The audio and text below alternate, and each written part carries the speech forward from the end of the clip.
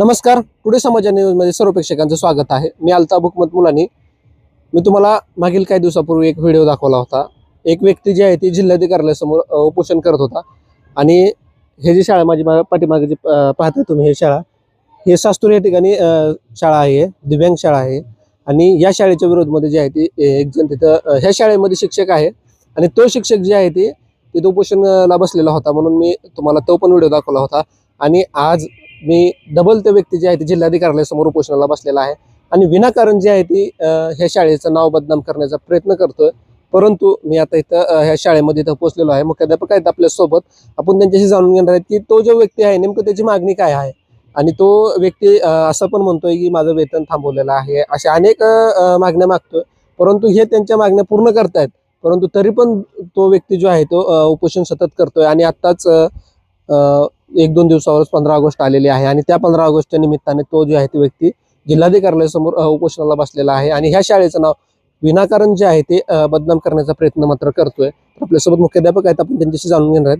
तर सर, काय सांगसाल मला की तो जो व्यक्ती जो आहे तो उपोषणाला जो बसलेला आहे, ते शाळेच्या विरोधामध्ये उपोषणाला बसलेला आहे. तो असे अनेक मागण्या आहेत त्याच्या की तो म्हणतोय की वेतन थांबवलेलं आहे, त्यांना ते कले शिक्षकाचे पुस्तकं दिले जात नाहीत किंवा असे अनेक वेगवेगळे आरोप करतायत ते. परंतु तो उपोषणाला बसलेले होता, मागील पण काही दिवसापासून बसलेला होता, परंतु आता डबल अजून उपोषणाला बसलेला आहे. आणि विशेष म्हणजे आता 15 ऑगस्ट आलेले आहे आणि त्या संदर्भात काय सांगता सर? श्री गुंडुरे हे या प्रशालेमध्ये कला शिक्षक पदावर कार्यरत आहेत आणि त्यांचा एकूणच या शाळेला बदनाम करण्याचा आणि त्यांना ज्या काही प्रशासनिक जबाबदाऱ्या दिलेल्या आहेत त्या जबाबदाऱ्यातून सुटका करून घेणे, कामामध्ये टाळाटाळ करणे, प्रशासनावर खोटे आरोप करून त्यांना बदनाम करून एक प्रकारचं दबावतंत्र वापरणे आणि त्या माध्यमातून मी दिव्यांग आहे आणि मला या सगळ्या गोष्टीतून सूट मिळाली पाहिजे. त्यांना आम्ही मुख्यालयी राहण्यासाठी सातत्याने मागच्या अनेक वर्षापासून त्यांना सातत्याने लेखी आणि तोंडी सुद्धा आदेश दिलेले आहेत, सूचना केलेल्या आहेत. परंतु ते लातूरवरून दररोज अपडाऊन करतात आणि या ठिकाणी आपण परवाच पाहिलं, गडचिरोलीमध्ये एक भयंकर घटना आश्रमशाळांमध्ये घडून आली. आमची ही दिव्यांग मुलांची विशेष शाळा आहे. विशेष करून 100 विद्यार्थी या ठिकाणी शिक्षण घेत असताना त्यांच्या बाबतीत कधीही कुठला इन्सिडन्स घडू शकतो आणि त्याची प्रिकॉशन म्हणून या ठिकाणी सर्व कर्मचारी मुख्यालयी राहिले पाहिजेत, हा शासनाचा नियम आहे. आणि त्याबाबत त्यांना सूचना केली असता ते कुठलाही नियम पाळायला तयार नाही आहेत किंवा त्यांना कुठलंही काम सांगू नये. आणि रात्री 6 ते 10 ही अभ्यासिका घ्यायची आहे मुलांची, जे काही मुलं अभ्यासात मागे आहेत त्यांच्यासाठी आणि एकूणच सर्व विद्यार्थ्यांसाठी अभ्यासिका घेण्यासाठी आळीपाळीने आम्ही शिक्षकांचे आदेश काढलेले आहेत की महिन्यामध्ये 1 आठवडा त्यांना फार फार तर ती ड्युटी येते. परंतु एकही दिवस आदेश काढल्यापासून त्यांनी एकही दिवस ती ड्युटी केलेली नाही. उलट त्यांनी लेखी स्वरूपात दिलेले की मी दिव्यांग असल्यामुळे मी ही ड्युटी करू शकत नाही आणि त्याची तरतूद आमच्या शाळा संहितेमध्ये आहे. ही काही आम्ही आमच्या मनाचा निर्णय नाही आहे किंवा शाळा व्यवस्थापनाचा निर्णय नाही. तो निर्णय शासनाने त्या नियमावलीमध्ये नमूद केलेला आहे आणि त्याप्रमाणे इथे 100 मुलं दिव्यांगच आहेत. त्या एकट्या दिव्यांगाचा विचार करायचा का आपण 100 दिव्यांग विद्यार्थ्यांचा विचार करण्यासाठी, म्हणजे एकूण 100 दिव्यांग विद्यार्थ्यांच्या हितासाठी ही शाळा आहे आणि म्हणून त्यांचाच विचार प्राधान्याने केला पाहिजे आपण. त्यांना तर सगळे शासन सर्व सोयीसुविधा देत आहे, वेतन देत आहे आणि मग तुम्ही कामच करायचं नाही म्हटलं तर मग कशा पद्धतीने आपण पुढे चालायचं आहे, हा प्रश्न आमच्या समोर निर्माण होतो. आणि मग अशा पद्धतीने ही साधारणतः 18-20 वेळ आहे त्यांची की ज्यावेळी ते अशा पद्धतीचं दबावतंत्र वापरून त्या ठिकाणी बदनामी करून एकूणच शाळा प्रशासनाला वेठीस धरण्याचा त्यांचा हा प्रयत्न सातत्याने चालू आहे. अच्छा, ते हे पण म्हणत होते की तुमच्या शाळेमध्ये जे आहे ती त्यांना इथं आल्यावर तुम्ही मानसिक त्रास देताय आणि ते टॉर्चर करताय, असे ते म्हणत होते. नाही, मानसिक त्रास कोणता दिला आम्ही त्यांना लेखी पण विचारलंय, तुमचा कुठला आर्थिक आणि मानसिक त्रास झाला, तुम्ही ते रीतसरपणे त्या ठिकाणी मांडा किंवा कुठला एक विशिष्ट असा काही प्रकार आहे का मानसिक की बाबा ते छळ करण्याचा. ते म्हणतायत की एखादा पाहुणा या ठिकाणी आमच्या शाळेमध्ये आल्यानंतर त्या पाहुण्यांच्या समोर जे विद्यार्थ्यांच्या मार्फत त्यांचं स्वागत करू नका, तर मलाच त्या ठिकाणी प्रत्येक ठिकाणी मान द्या, मलाच प्रत्येक गोष्टीमध्ये तुम्ही हे करा आणि विद्यार्थ्यांना त्या ठिकाणी दुय्यम स्थान द्या. विद्यार्थ्यांचा कॉन्फिडन्स वाढावा, विद्यार्थ्यांमध्ये एक प्रकारचं जे दिव्यांगत्वामुळे आलेलं न्यूनगंडत्व आहे ते दूर व्हावं यासाठी विद्यार्थ्यांना आम्ही नेहमी प्रमोट करत असतो, त्यांना पुढे आणून त्यांना सातत्याने संधी देण्याचा प्रयत्न करत असतो. अशा क्षुल्लक गोष्टी त्या ठिकाणी घेऊन कुठेतरी त्यांच्या मनामध्ये एक इगो आहे आणि तो इगो ते काम करत नाहीत. आम्ही त्यांना सातत्याने त्यांच्या अनेक चुका पाठीशी घालून त्यांच्या पोटात घालून आम्ही त्या ठिकाणी पुढे घेऊन जाण्याचा एक प्रयत्न आहे की एक माणूस चुकीचा वागला तर संपूर्ण यंत्रणेवर त्याचा परिणाम होऊ नये यासाठी आम्ही 2 पावलं मागच प्रत्येक वेळा घेत गेलेलो आहेत. परंतु त्यांना ते खूपच हे वाटायला लागले की मला भ्यायला लागलेले आहे, प्रशासन आम्हाला घाबरायला लागलेलं आहे. अशा प्रकारची एक भावना त्यांच्या मनामध्ये झाली आणि अशा प्रवृत्तीला उलट जास्त चालना मिळत गेली आणि ते सातत्याने हाच प्रयोग करायला लागलेत. वास्तविक जर त्यांची कुठलीही मागणी त्या ठिकाणी जर पेंडिंग असेल किंवा त्यांच्यावर अन्याय केला असेल, मानसिक असेल, आर्थिक असेल, कुठलाही असेल, तर रितसरपणे त्यांनी शाळा न्यायाधिकरणाकडे जायला पाहिजे किंवा माननीय न्यायालयात जायला पाहिजे किंवा प्रादेशिक उपायुक्त आमचे जे आहेत, आमच्या वरचे जे वरिष्ठ अधिकारी आहेत त्यांच्या दालनामध्ये ते अर्धन्यायिक न्यायालय आहे आणि त्यांच्या दालनामध्ये तुम्ही रीतसर त्या ठिकाणी न्याय मागायला पाहिजे. अशा पद्धतीने प्रदर्शन करून एकूणच सर्व दिव्यांग विद्यार्थ्यांचं नुकसान करण्याचा त्यांचा हेतू आहे. त्यांना दिव्यांगाविषयी कसलीही आस्था नाही आहे, कुठल्याही प्रकारची आस्था जर असती तर त्यांनी वेळेच्या पलीकडे जाऊन या ठिकाणी दिव्यांग विद्यार्थ्यांना उभं करण्याचा प्रयत्न केला असता. पण जी वेळ त्यांना ठरवून दिलेली आहे त्याच्यामध्ये सुद्धा कशा पद्धतीने त्या ठिकाणी कट मारता येईल आणि इथून निघून जाता येईल याचा ते सातत्याने त्या विवंचनेमध्ये असतात. आणि असा व्यक्ती काय करू शकतो? ते कुठल्याही दिव्यांग व्यक्तीला उभं करू शकत नाही. फक्त आपल्या स्वार्थासाठी दिव्यांगत्वाचं भांडवल करायचं आणि त्यातून मार्ग काढून त्या ठिकाणी पळवाट शोधायची, हा त्यांचा एकूण त्या ठिकाणी प्रकार राहिलेला आहे. आणि त्यातूनच आजचा हा उपोषणाला बसण्याचा सुद्धा आता राष्ट्रीय सण आहे, त्या ठिकाणी विद्यार्थ्यांची तयारी घेणं असेल, त्यांच्यामध्ये राष्ट्रीयत्वाची भावना निर्माण करण्यासाठी विविध उपक्रमांचं आयोजन करण्याच्या शासनाच्या सूचना आहेत. आणि अशा परिस्थितीमध्ये हा व्यक्ती कालपासून आता 4 दिवस शाळेमध्येच येणार नाहीये. अशा प्रकारे प्रत्येक वेळा वेठीस धरणे प्रशासनाला आणि एकूणच त्या ठिकाणी इथे कशी बेशिस्त निर्माण होईल आणि इथे कशी अस्थिरता निर्माण होईल यासाठी ते सातत्याने धडपड करतायत, प्रयत्न करतायत. अच्छा, तुम्ही मग कुठं वगैरे पत्र वगैरे कुठं काय दिलेलं आहे का, निवेदन वगैरे कुणाला दिलं का? माननीय सहाय्यक आयुक्त दिव्यांग सक्षमीकरण कार्यालय यांच्याकडे आम्ही वेळोवेळी आमची बाजू मांडलेली आहे. ती लेखी स्वरूपात मांडली आहे, प्रत्यक्ष सुनावणी दरम्यान मांडलेली आहे. त्याचबरोबर माननीय जिल्हाधिकारी महोदयांना आम्ही पत्र दिलेलं आहे, मुख्य कार्यकारी अधिकारी महोदयांना दिलेलं आहे, त्याचबरोबर पोलीस अधीक्षक महोदयांना दिले आणि संबंधित जे पोलीस स्टेशन आहे आनंदनगर पोलीस स्टेशन त्यांनाही दिलेले आहे. आणि आमच्या तालुक्याचं जे पोलीस स्टेशन आहे लोहारा पोलीस स्टेशन त्यांना सुद्धा हे नियमबाह्य पद्धतीने ते उपोषणाला बसलेले आहेत. त्यांची कुठलीही मागणी शाळेकडे पेंडिंग नाही आहे. ते उन्हाळ्याच्या दिवसामध्ये आमच्या शाळा व्यवस्थापन समितीने निर्णय घेतलेला होता की इथे 100 विद्यार्थी निवासी आहेत आणि उन्हामध्ये जर त्यांना सोडलं तर त्यांना मागच्या वर्षीचा आमचा अनुभव आहे की ते आजारी पडले वगैरे. आणि त्यामुळे शिक्षकांनी या ठिकाणी पूर्ण वेळ उपस्थित राहून उन्हाच्या काळामध्ये सुद्धा त्या ठिकाणी अतिशय स्लॅबची आणि प्रशस्त सर्व सोयीसुविधांनी युक्त अशी इमारत आहे प्रशालेची. त्याच्यामध्ये सर्व फॅन्स वगैरे सगळ्या सुविधा आहेत. इथे उन्हाची तीव्रताच जाणवत नाही आणि निसर्गराजीने वेढलेली अशी शाळा आहे.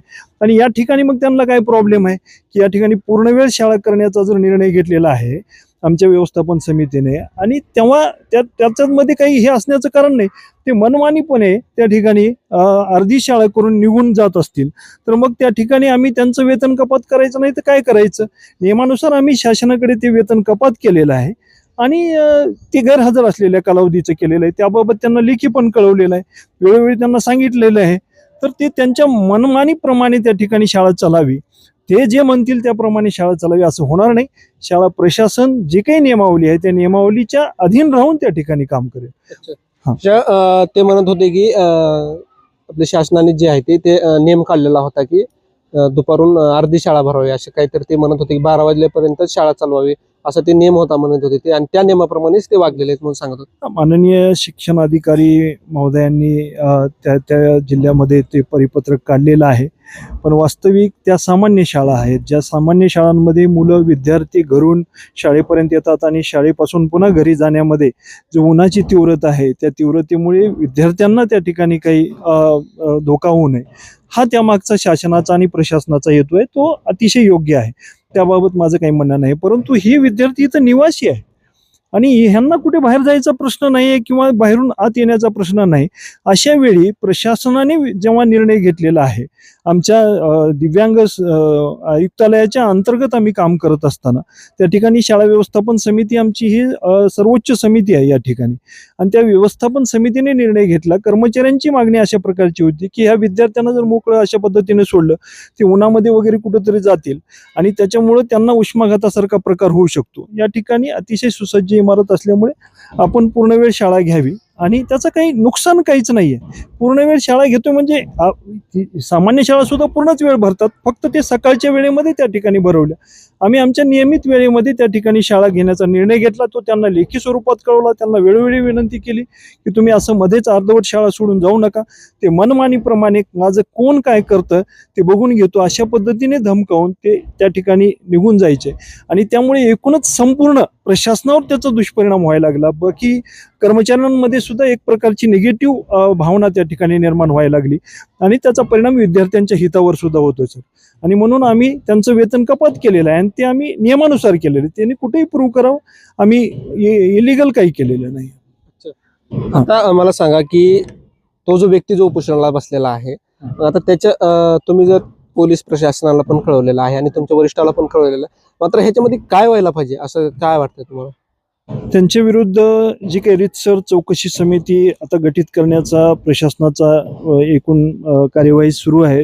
हे सातत्याने हे मागच्या 20 टाइम्स त्यांनी जवळपास अशा पद्धतीने कृत्य केलेलं आहे आणि आता शाळा प्रशासन किंवा संस्था प्रशासन सुद्धा त्या बाबतीमध्ये सजग झालेलं आहे.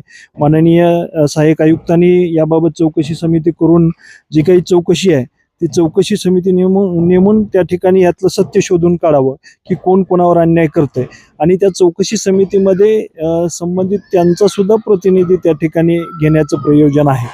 चौकशी समितीमध्ये काही वनवे त्या ठिकाणी नाही आहे, तर शाळा एक राज्य पुरस्कार प्राप्त शिक्षक असतात, त्याचबरोबर व्यवस्थापनाचा प्रतिनिधी आणि एक त्यांचा प्रतिनिधी संबंधित शिक्षकाचा, अशा प्रकारची चौकशी समिती गठीत करून त्यांच्या ज्या आरोपाबाबत चौकशी होईल आणि व्यवस्थापनाचे जे काही बाबी आहेत त्याच्या बाबतीत ते होईल आणि त्यातून मग त्या ठिकाणी जे काही निष्कर्ष समोर येतील त्याप्रमाणे पुढील कार्यवाही होणार आहे.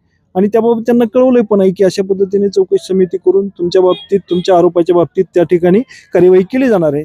तरी पण ते त्या ठिकाणी उतावीळपणे 15 ऑगस्ट सारखा राष्ट्रीय सणासारखा अतिशय महत्त्वाचा हा दिवस तो गाठून त्या ठिकाणी शाळा व्यवस्थापनाला बदनाम करणे, शाळेला बदनाम करणे आणि एकूणच सर्व दिव्यांग विद्यार्थ्यांचं अहित करणे हा त्यांचा एकूण अजेंडा राहिलेला आहे. बघा, तुम्ही जर पाहिलं तर एकंदरीत मी इथे दिव्यांग शाळा या शास्तूर या ठिकाणी पोहोचलेलो होतो आणि हे आपल्यासोबत ते मुख्याध्यापक होते. त्यांनी आपल्याला सांगितलेलं आहे की तो जो व्यक्ती जो उपोषणला जो बसलेला आहे तो व्यक्तीने ह्या शाळेमध्ये टायमिंगला न येणे, त्यांचा जे पगारची कपात जे झालेला आहे, जे अर्धी शाळा अर्धी शाळा जी भरवण्यात आलेली होती आणि त्या शाळेमध्ये जे आहे ते ह्यांनी सांगितलेल्याप्रमाणे ते व्यक्ती शाळा सोडून जात होते. त्यांनी सांगितलेलं आहे की हे दिव्यांग व्यक्ती आणि इथंच ते राहत होते. जे विद्यार्थी जे आहेत ते ह्या शाळेमध्ये राहत होते. त्यामुळे जे आहे ते त्यांनी सांगितलेलं की मुख्याध्यापकांनी ह्यांच्या वरिष्ठांनी असा आदेश घेतला होता की लेकरांना उन्हात न सोडण्यात यावं आणि त्या उन्हात सोडल्यामुळे जे आहे ते अनेक आजार होतात लेकरांना आणि तीव्र असं पद्धतीने जे आहे ती उन्हाचं तापमान होतं आणि त्याच तापमानामुळे जे आहे ते त्यांनी रेग्युलरच्या पद्धतीने शाळा सुरुवात ठेवली होती. परंतु तो व्यक्ती जो होता तो व्यक्तीने शाळा निम्म्यातून सोडून जे आहे ते घरी जात होता व्यक्ती, म्हणून जे आहे त्यांनी कायदेशीर आणि रीतशीर जे आहे ती त्यांनी त्यांचा पगार जे आहे ते कपात करण्यात आलेला आहे म्हणून आपल्याला त्यांनी सांगितलेलं आहे. आणि त्यांच्या जी मागण्या ज्या होत्या तर अशा मुख्याध्यापकांनी आपल्याला असं पण सांगितलेलं आहे की ते इथं येत नाहीत, शाळेमध्ये टायमिंगला जात नाहीयेत आणि परंतु इथं ते म्हणतायत की मी दिव्यांग आहे, मला हे इथं म्हणजे असे अनेक ते म्हणत होते की मला सगळं द्यायला पाहिजे असं त्यांचा हे हेतू आहे म्हणून आपल्याला त्यांनी सांगितलेलं आहे. परंतु यांनी जी आहे ती रीतशीर जी आहे ती सगळीकडे जी आहे ती निवेदन दिलेलं आहे आणि तो जो व्यक्ती जे आहे ते तिथं बसलेला त्यावर रीतशीर असं कारवाई करण्यात यावी म्हणून आपल्याला त्यांनी सांगितलेलं आहे. आणि मी याच ठिकाणी पोहोचलो होतो, ज्या ठिकाणी शाळा आहे त्याच ठिकाणी मी इथं आलेलो होतो. परंतु मला पण असं दिसतं या शाळेमध्ये की या शाळेमध्ये भरपूर अशा सुविधा आहेत, भरपूर अशा इथं 100पेक्षा अधिक इथं विद्यार्थी शिकतायत आणि या विद्यार्थ्यांना शिस्तपणे एकदम व्यवस्थित लावलेली आहे. तर ती शिस्त चांगली आहे आणि लेकरं पण इथं चांगल्या पद्धतीने इथं यांचा सांभाळ केला जातो असं मला दिसतो. इथं मी इथं आल्यानंतर मला इथं कळालं की हे इथं शाळा नेमकं कशी आहे ते इथं आल्यानंतर कळालं. परंतु विनाकारण जे आहे ते एखाद्या व्यक्तीच्या शाळेचं नाव खराब करत असेल तर यावर प्रशासन याला जबाबदार राहील असं मी सहित म्हणतोय की प्रशासन याला जबाबदार राहील. कारण विनाकारण एखाद्या शाळेचं नाव बदनाम करणे हा पण एक मोठा गुन्हा आहे. त्यामुळे मी तुम्हाला त्यांची प्रतिक्रिया दाखवलेला आहे. कसा वाटला विषय नक्कीच कळवला. असे काही वेगळे विषय तर खाली नंबर दिलेला आहे, तर नंबरला तुम्ही थेट संपर्क करू शकता. मी अल्ताफ हुकमत मुलानी, सास्तूर, तालुका लोहारा, जिल्हा उस्मानाबाद, धाराशिव.